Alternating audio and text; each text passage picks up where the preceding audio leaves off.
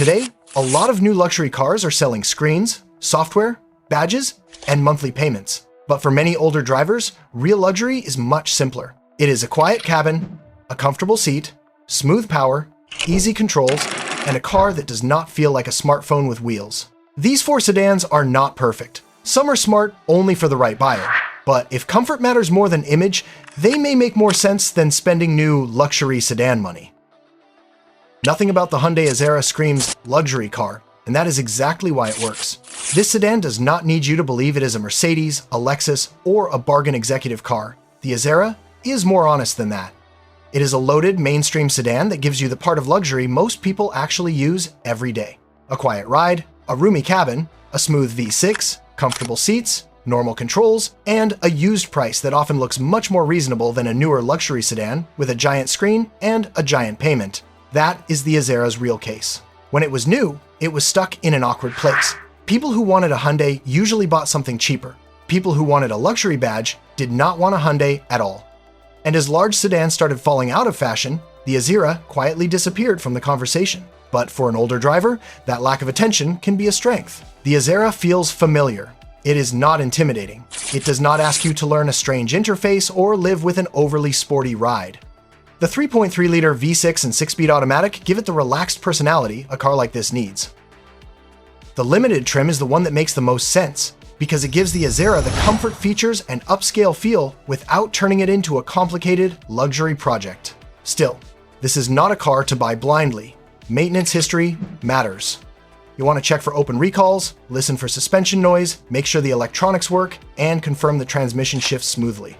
The right buyer is someone looking at an older Avalon, Lexus ES, Buick LaCrosse, or well-equipped Camry, but willing to consider something more overlooked. The wrong buyer is someone chasing status, sportiness, or a premium badge. The verdict is simple. The Azera is not exciting. It is not supposed to be. It is a calm, comfortable sedan that became invisible because the market stopped caring about big, mainstream cars. The Azera is the sensible answer, but the next car is not trying to be sensible in the same way. It is quieter, more mature, and much more Volvo.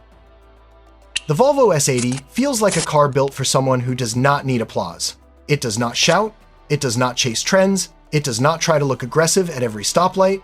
Instead, it gives you something many modern cars have moved away from: calm. That is the reason the S80 belongs here. For the right driver, this is not about performance numbers or badge drama. It is about sitting in a quiet, solid, mature sedan that feels safe, composed, and grown up. But the version matters. The 3.2-liter inline-6 is the calmer choice. It fits the personality of the car: smooth, relaxed, and not trying too hard.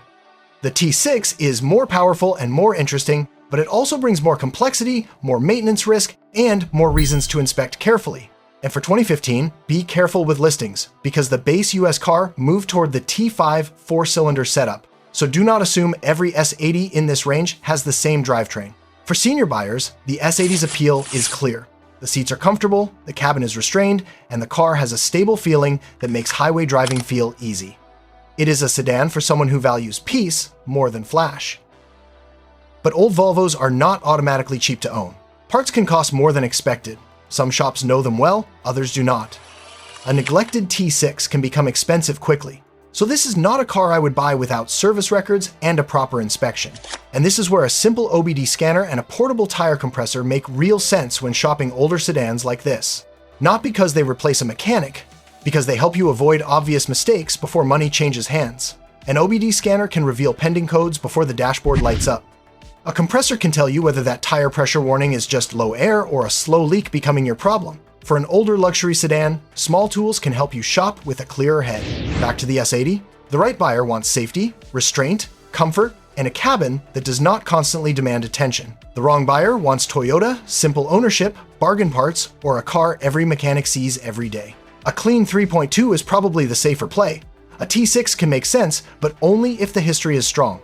The Volvo is luxury by restraint. The next car is the opposite: bigger, softer, rear-wheel drive, and built to prove Hyundai could play in the flagship segment. Before we get to the next car, tell me something in the comments. What city are you watching from, and which old-school luxury sedan still makes sense where you live? Because a car that feels perfect in Phoenix might not be the same answer in Chicago, Pittsburgh, Atlanta, or rural Michigan. And if you like used car stories that go beyond the obvious choices, subscribe to the Auto Ally. This channel is for people who know the used market is more interesting than whatever is sitting at the front of the dealership lot. Now the list moves from comfortable sedans into forgotten flagship territory. The Hyundai Equus was not just a nicer Hyundai. It was Hyundai trying to walk into the executive luxury world and ask American buyers to take the brand seriously. That was always going to be difficult. The car had the ingredients: rear-wheel drive, a quiet cabin, a smooth V8, big seats, a soft ride, serious rear seat space. The kind of presence you expect from an old-school luxury sedan. But then buyers saw the badge. And that was the problem. The Equus became cheap because the market never fully accepted the idea of a Hyundai luxury flagship. It was ignored more for perception than substance, but that does not mean it is risk-free. Cheap to buy does not mean cheap to own. That line matters with the Equus. Early cars used a 4.6-liter V8, while later models moved to the stronger 5-liter V8 with an 8-speed automatic.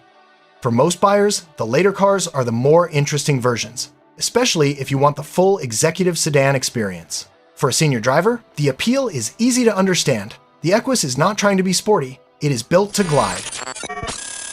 It gives you relaxed power, a substantial feel, a soft personality, and the kind of traditional luxury many newer cars have replaced with screens and sharp styling. But everything here is larger than the Azera. The fuel bill is larger, the size is larger, the tire and brake costs can be larger.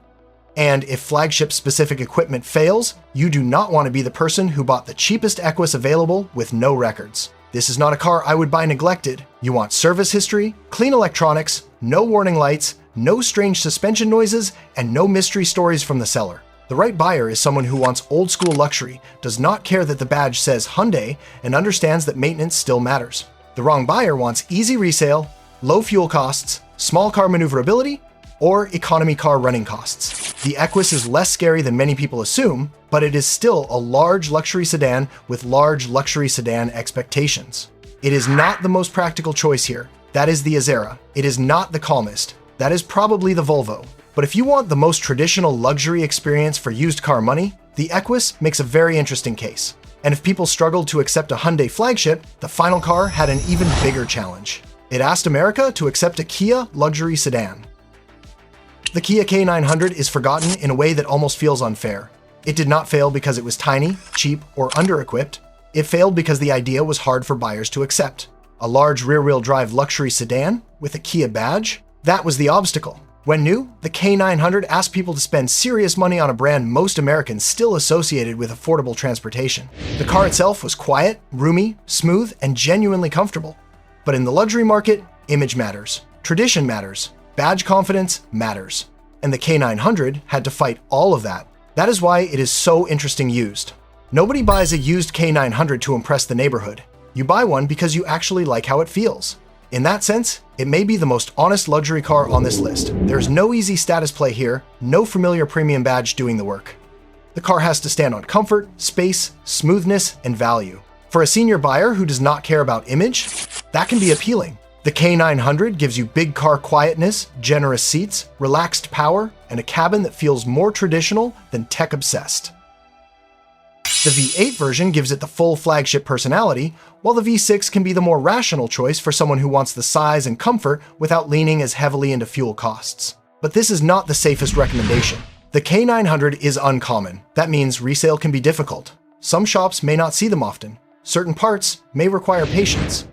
And because it was a low-volume luxury sedan, you want to inspect every power feature, every warning light, the brakes, suspension, tires, and electronics before taking it seriously.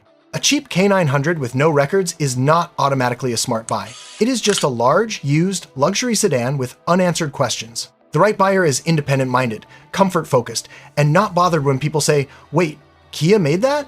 The wrong buyer wants easy resale, common parts, and a decision everyone instantly understands. That is the K900's whole story. It is not for the buyer who wants validation. It is for the buyer who is comfortable buying the car for what it is, not what the badge says. And that is why it makes the strongest final reveal. So which one makes the most sense? The smartest choice is probably the Hyundai Azera. It gives you comfort with the least drama. The calmest and most understated is the Volvo S80, especially in the right version.